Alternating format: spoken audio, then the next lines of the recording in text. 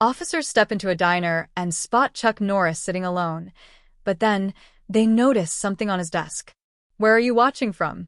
Let us know in the comments. And don't forget to like, share, and subscribe for more inspiring stories. It was a chilly evening in November 2007 when three off-duty police officers entered a quiet diner in Silver Lake, Los Angeles. They joked loudly, exchanging stories as they scanned the room for an open table. In the far corner, near a window, sat a man who seemed oddly familiar. Dressed in a rugged denim shirt and jeans, his neatly trimmed beard gave him a recognizable look, yet at first glance, he appeared rather unremarkable. What they didn't realize was that this humble-looking figure was none other than Chuck Norris, the legendary martial artist and action star, known for his quiet and unassuming nature. The officers exchanged amused glances, whispering among themselves. What was a man like him doing alone at a diner this late? Isn't that guy supposed to be a millionaire? One of them, Scott, remarked. Looks like he's taking the night off from saving the world. Another officer chuckled. Their voices, however, weren't as hushed as they thought. Chuck, who had been calmly sipping his coffee, glanced up briefly and gave a polite nod. Curiosity got the better of them, and the officers walked over, not to greet him, but to poke fun. Standing over his table, their badges caught the dim light as they smirked. Hey, buddy, one of them teased, planning to roundhouse kick tonight's specials?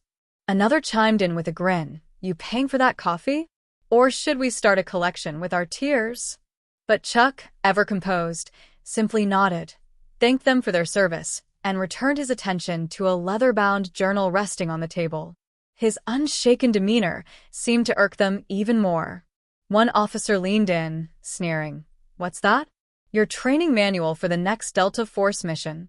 Chuck didn't react, merely flipping a page. And then they noticed it.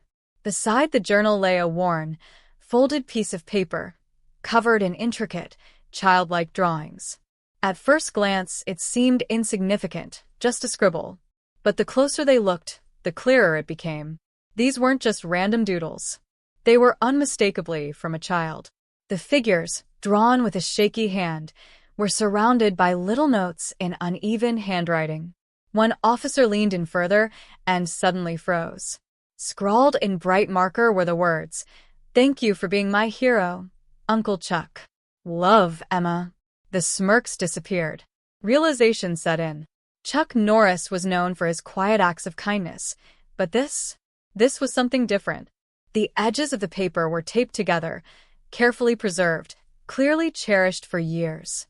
Among the doodles, they saw a stick figure man holding hands with a little girl, both laughing.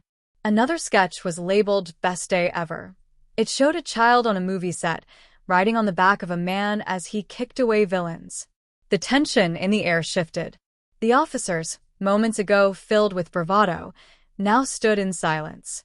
Chuck glanced up, noticing the change in their expressions. He said nothing. His journal remained open, its pages revealing glimpses of heartfelt letters, poems, and newspaper clippings. What was the story behind these drawings? Who was Emma?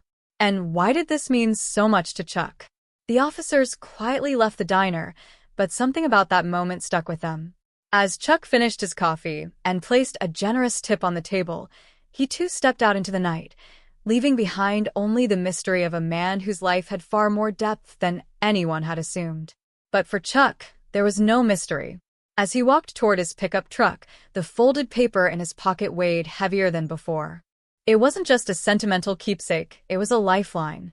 A reminder of love, of loss, of a promise he had made long ago. And it all started years earlier with a little girl named Emma.